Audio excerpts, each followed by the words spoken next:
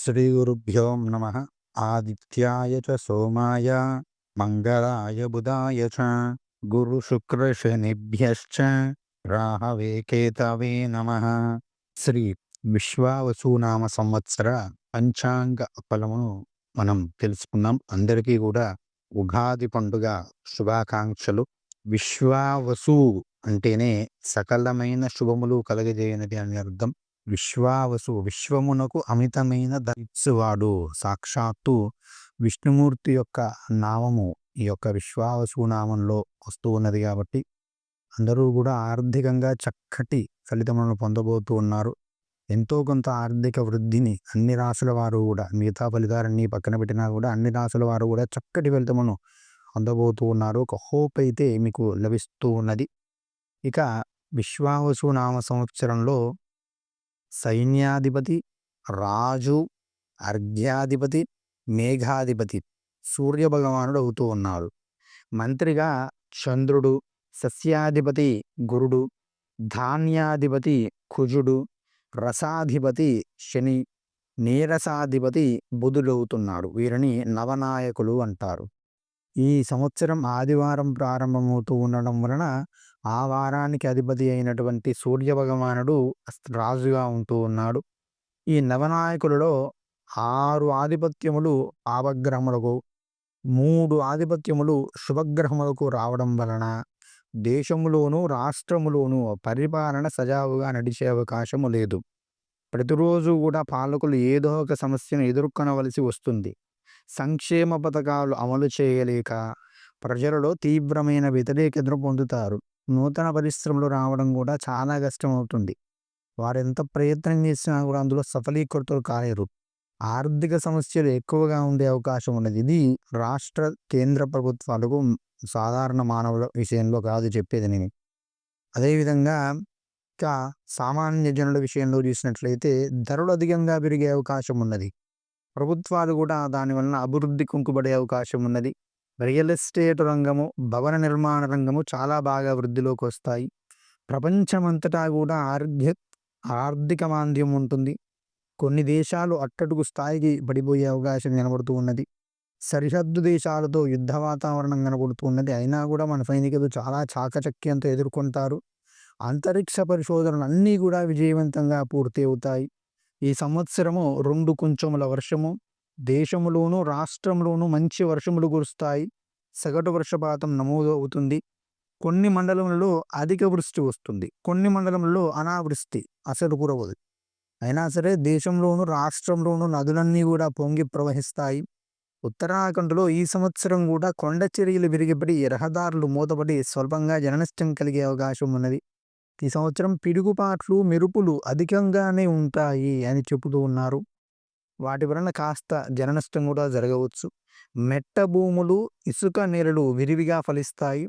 పల్లపు భూములలో తెగుళ్ళు ఎక్కువగా ఉండడం వలన పంట దిగుబడి బాగా తగ్గుతుంది. రైతాంగం నష్టపోతారు. ఈ సంవత్సరం మిర్చి, పొగాకు, పత్తి, పూల రకములు, గోధుమలు, పసుపు, కంద, మినుములు, పెసలు, కందులు, బొబ్బర్లు, ఆవాలు, ధనియాలు, తృణధాన్యములు పంట దిగుబడి బాగా ఉంటాయి. అదేవిధంగా మంచి ధరలు కూడా వారికి వస్తాయి. రైతులు సంతోషంగా ఉంటారు. అన్ని రకముల పండ్ల జాతులు బాగా ఫలిస్తాయి. కానీ తీరా చేతికి వచ్చే సమయంలో ఏదో ఒక సమస్య వచ్చి నష్టాలు కలుగుతాయి. నూనె రకాల పంటలకు బాగా మంచి ధరలు వస్తాయి. కొబ్బరి పంట బాగా బాగుంటుంది. పౌల్ట్రీ పరిశ్రమ అభివృద్ధి, ఆక్వా పరిశ్రమ వృద్ధిలోకి రావడం జరుగుతుంది. ఎగుమతులు బాగా ఉంటాయి వీరికి. ఈ సంవత్సరం ప్రకృతి వైపరీత్యములు అధికంగా ఉంటాయి. మహానగరములు 2-3 రోజులు నీటిలోనే ఉండవలసినటువంటి పరిస్థితి కూడా రావచ్చు. 16 వీసములకు 8 వీసముల పంట లభిస్తున్నది. కాన ఉభయ తెలుగు రాష్ట్రములందు కూడా జలాశయములందు నీరు సమృద్ధిగా ఉంటుంది. పశ్చిమాసియా దేశములందు యుద్ధ వాతావరణము, బంగారము, వెండి, షేర్ మార్కెట్ ఒడిదుడుకులుగా ఉండుట జరుగుతుంది. మన దేశంలో ఆహార ఉత్పత్తులు విరివిగా పండి ఇతర దేశములకు ఎగుమతి చేయగలిగే స్థాయికి వెళ్తారు. తూర్పు దేశముల యందు, ఈశాన్య దేశముల యందు, పాకిస్తాన్, నేపాల్ వంటి ప్రాంతముల యందు భూకంపం ఏర్పడవచ్చు. ముందు జాగ్రత్త చర్యలు తీసుకునటం మంచిది. అదేవిధంగా దొడ్డి పెట్టువాడు విడిపించువాడు ఎముడే అగుట వలన తాడి పరిశ్రమ బాగుంటుంది. కానీ పశువులకు ఇబ్బంది కలగడం వలన పాల ధరలు, పశువుల ధరలు, పశుగ్రాసము ధరలు విపరీతంగా పెరుగుతాయి. దీనివలన డైరీలు బాగా లాభాల పాలు అవుతాయి. అంటే లాభాలు పొందుతాయి. రాజు సూర్యుడు అగుట వలన వేసవి కాలంలో ఉష్ణోగ్రతలు అతి తీవ్రంగా ఉండే అవకాశం ఉంది. ముఖ్యంగా ఉత్తరాది రాష్ట్రాలలో అత్యధిక ఉష్ణోగ్రతలు నమోదగు అవకాశం కనబడుతూ ఉన్నది. ప్రజలు చాలా ఇబ్బంది పడతారు. చైత్ర మాసంలోనే తొలకరి వానలు ప్రారంభమవుతాయి. కృత్తిక, రోహిణి, కార్తెలు ఉష్ణోగ్రతలు అధికంగా ఉండేటువంటి అవకాశం కనబడుతూ ఉన్నది. ఈ సంవత్సరం మే 16 నుంచి జూన్ 4 వరకు కూడా కాలసర్పయోగం ఉన్నది. ఇది దేశమునకు సంబంధించినదండి కాలసర్పయోగం అనేది.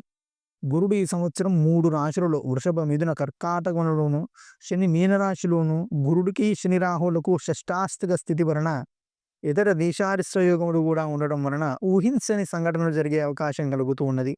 అగ్ని ప్రమాదములు, పేరున్న వ్యక్తులకు అరిష్టము జరిగే అవకాశము కూడా కనబడుతూ ఉన్నది.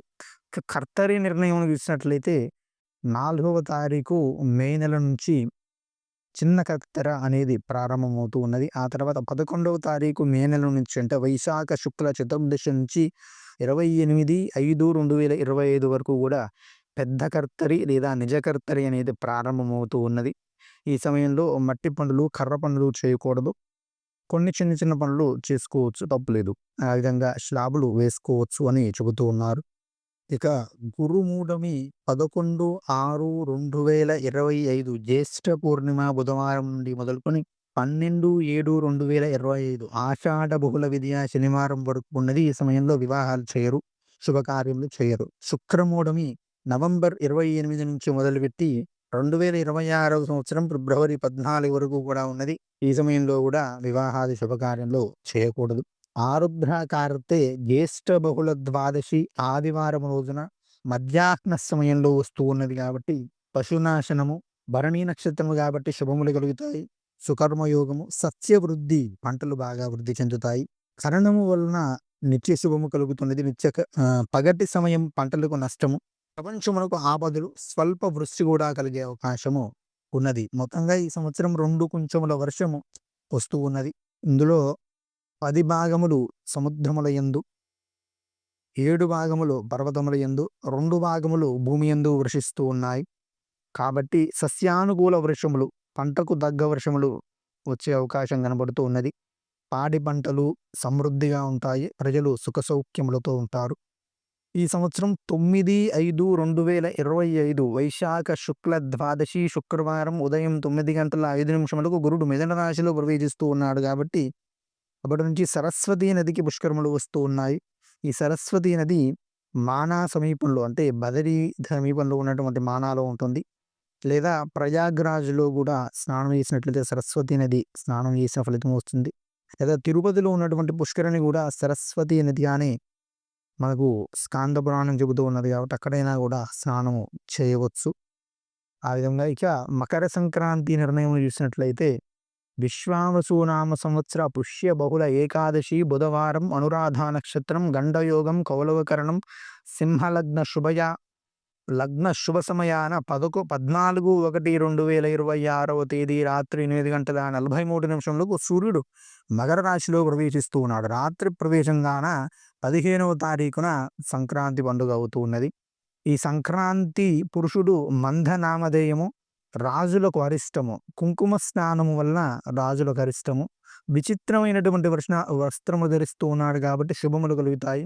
కస్తూరి గంధము యుద్ధ భయము, కమల పుష్పము ధరించుటచే యశోవృద్ధి, వెండి ధారణచే రజితనాశనము, రాగి పాత్రలో భుజించుటచే తామ్రనాశనము, భక్ష్యములు తినుటచే దుర్భిక్షము, మామిడి పండు తినుటచే సుఖము, వరాహము వాహనముగా ఉండడం వలన మూషికములకు కీడు, కత్తి ఆయుధంగా ధరించడం వలన యుద్ధము, యుద్ధ భయము. అంటే ఈ సంవత్సరం యుద్ధములు ఎక్కువగా ఉంటాయి. ఇప్పటికీ జరుగుతున్న యుద్ధాలు అటో ఇటో తేలిపోతాయి. కొత్త యుద్ధాలు కూడా ప్రారంభమయ్యేటువంటి అవకాశాలు ఉన్నాయి.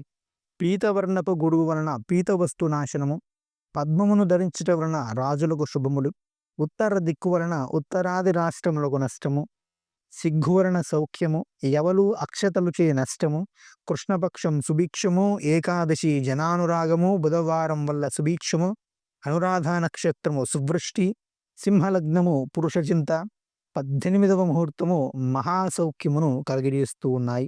ఈ సంక్రాంతి పురుషుడు 8 విశాల నేత్రములు, 8 వ్రేలాడు కనుబొమ్మలు, 4 పొడవైన మృక్కులు, 8 భుజములు, 4 ముఖములు, 8 చెవులు కలిగి 100 యోజనాల ఎత్తు, 12 యోజనాల వైశాల్యం కలిగి ఉండును.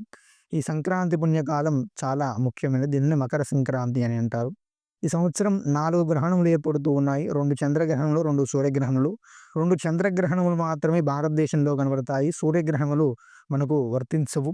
మొట్టమొదటిగా భాద్రపద శుక్ల పూర్ణిమ 7/9/2025 తేదీ రాత్రి 9:56 నుంచి 1:26 మధ్య సంపూర్ణ చంద్రగ్రహణం ఏర్పడుతూ ఉన్నది. ఇది భారతదేశంలో కనబడుతున్నది కాబట్టి నియమాలు పాటించాలి. ఆ తర్వాత 21వ తారీఖున ఒకటి ఏర్పడుతుంది కానీ ఇది మనకు కనబడట్లేదు. దాని గురించి అవసరం. అదేవిధంగా 17/2/2026 కూడా ఒకటి ఏర్పడుతుంది. అది కూడా సూర్యగ్రహణము. అది కూడా మనకు కనబడదు కాబట్టి విశేషాలు అనవసరము. ఆ తర్వాత 3/3/2026 అంటే ఫాల్గుణ శుక్ల పూర్ణిమ హోలీ పండుగ రోజు కేతుగ్రస్తోదయ సంపూర్ణ చంద్రగ్రహణం ఏర్పడుతూ ఉన్నది. ఇది మనకు పాక్షికంగానే ఉంటూ ఉన్నది. సాయంత్రం 6:04 నుంచి 6:46 వరకు మనకు కనబడుతున్నది. ప్రారంభమయ్యేది 3:19కి కానీ మన దేశంలో 6:04కు మాత్రమే కనబడుతూ ఉన్నది కాబట్టి ఆ సమయంలోనే ఆ నియమాలు పాటించాలి అని మనకు తెలుస్తూ ఉన్నది. ఈ చంద్రగ్రహణాన్ని మనం అనుసరించాల్సి ఉంటుంది. ఇది ఈ సంవత్సరం యొక్క రాశి ఫలితములు. ఈ నక్షత్ర రీత్యా మనకు సంవత్సర ఫలములు చూసినట్లయితే అశ్విని, పుష్యమి, స్వాతి, అభిజిత్ నక్షత్రముల వారికి ధనలాభము, కార్యరీము కనబడుతూ ఉన్నది. భరణి, ఆశ్లేష, విశాఖ, శ్రవణ నక్షత్రముల వారికి నమ్మక ద్రోహము, కలహములు కనబడుతూ ఉన్నవి. కృత్తిక, మక, ధనిష్ట నక్షత్రముల వారు ఉన్నత స్థితి పొందుతారు, కీర్తి లాభములు పొందుతారు. రోహిణి, పుబ్బ, జ్యేష్ఠ, శతభిష నక్షత్రముల వారు విరోధములు, ఆట పట్టింపులతో ఇబ్బందులు పడతారు, కొట్లాటలు జరిగే అవకాశం ఉన్నది. మృగశిర, ఉత్తర, మూల, పూర్వ, భాద్ర నక్షత్రముల వారు అలంకార ప్రాప్తి కలుగుతుంది. నూతన వస్తు ప్రాప్తి వల్ల శుభాలు కలుగుతాయి. ఆరుద్ర, హస్త, పూర్వాషాఢ, ఉత్తరాభాద్ర నక్షత్రముల వారికి ఆరోగ్యమంగములు, శస్త్రచికిత్సలు కనబడుతూ ఉన్నవి. పునర్వసు, చిత్త, ఉత్తరాషాఢ, రేవతి నక్షత్రముల వారికి ఆరోగ్య లాభములు, ఆయుర్వృద్ధి అనేది కనబడుతూ ఉన్నది. కాబట్టి అందరూ కూడా చక్కగా హనుమదారాధన చేయండి. వీరైతే నవగ్రహ ప్రదక్షిణలు అనేవి చేస్తూ ఉండండి. వాటి ద్వారా సమస్తమైన దోషములు కూడా తొలగిపోయే అవకాశం ఉన్నది. ఇక రాశి ఫలములను వచ్చే వీడియోలో చెప్పేటువంటి ప్రయత్నం చేస్తాను. ఇప్పటికే 5 రాశులకు విడివిడిగా ఫలములను చెప్పాను. మిగిలినటువంటి రాశుల ఫలితములను కూడా వచ్చే వీడియోలో చెప్పేటువంటి ప్రయత్నం చేద్దాం.